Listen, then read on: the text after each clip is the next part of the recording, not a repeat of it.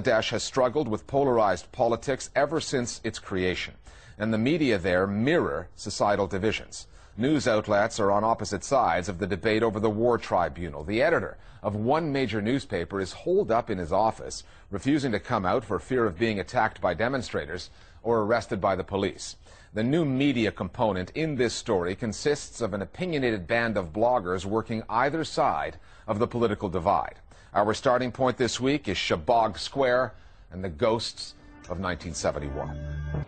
The whole country got too polarized, and the media community also reflected that split. And the journalist community split into two, and as the numbers of newspaper grew, numbers of private televisions grew, they also reflected that view.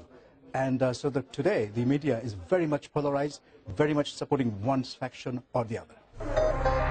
The principal divide in Bangladesh lies between the Awami League, the governing party which is secular, and the Nationalist Party, which is more conservative and adheres to Islamic principles.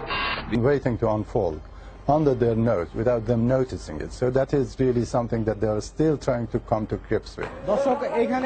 And until they find how to really handle that, we are not going to get any thorough analytical approach to what is happening. I think at the moment everybody is trying to either distance themselves from this movement or try to connect themselves to it. So, I mean, that level of, kind of nuanced, neutral journalism, analytical kind of, questioning is still yet to come. One newspaper that has become part of this story is Amar Desh, a conservative paper aligned with the Nationalist Party and against the Awami League government. It always had a partisan bent, but became more ideologically driven in 2008 when Mahmudur Rahman, a political operative, was given the editor's job. The paper has been critical of the War Crimes Tribunal and the Shabag Square movement.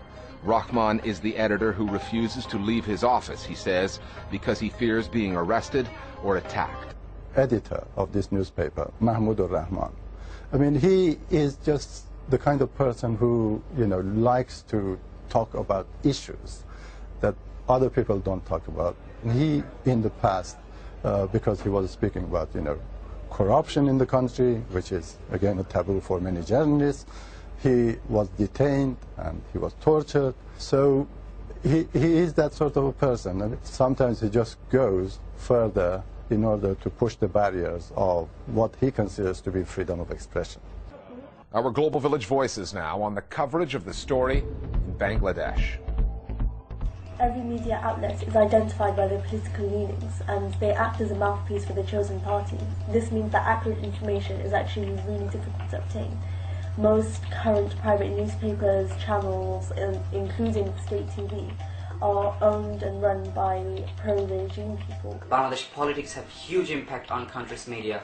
The government, they are using the media as a tool to serve their own purpose. The media, they can play a role to resolve the present political conflict, but unfortunately, due to the impact of Bangladesh politics on media, they are simply spreading hatred, producing one-sided news, accusing a party of fundamentalism and extremism.